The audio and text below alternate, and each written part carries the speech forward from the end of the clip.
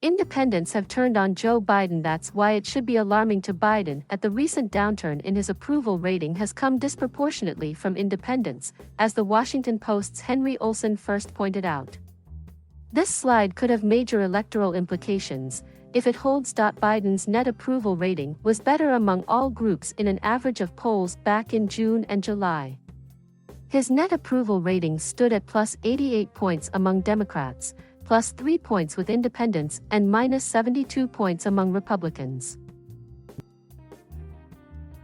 The key thing here, though, is that while the drop among Democrats and Republicans is evident, it's even larger among independents. In some ways, Biden's disproportionate decline with independents shouldn't be surprising. If you are less attached to a political party, you're more likely to swing. Additionally, the 2020 results with independents may have been more a reflection of displeasure with then-President Donald Trump than admiration for Biden. A dig into the exit polls reveals that even though Biden beat Trump among independents by 13 points, his own net favorability rating was just plus 6 points with them.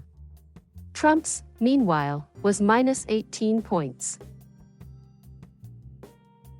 Biden's net approval is now basically where Trump's popularity was with independents on Election Day 2020. According to an NBC News poll finished in the back half of August, just 32% of independents and 38% of pure independents say Biden has accomplished a great or fair deal in office.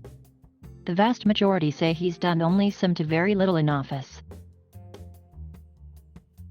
Looking forward, Biden's standing with independents may be helped if two signature pieces of legislation become law. They're more split on the $3.5 trillion package for social programs for childcare and expanding Medicare, among other things. Still, even here, support among independents vastly outstrips Biden's own standing with them. If Biden doesn't do something to change his numbers with independents, it's not out of the question that his party could suffer at the polls. An examination of history reveals that independents can change their mind pretty quickly on how they vote in between presidential and midterm elections.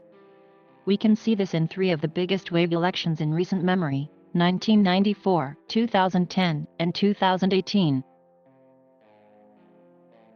From 1992 to 1994, independents switched from favoring House Democratic candidates by 8 points to voting for Republicans by 14 points. From 2008 to 2010, they went from going for Democrats by 8 points to Republicans by 18 points. From 2016 to 2018, they went the other way from voting for House Republican candidates by 6 points to backing Democrats by 12 points.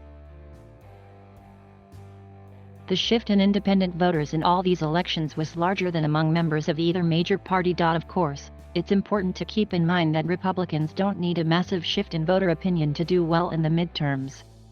Democrats have only the slimmest of majorities in the House and Senate. Those majorities are very much in danger right now. Thank you for watching. Please subscribe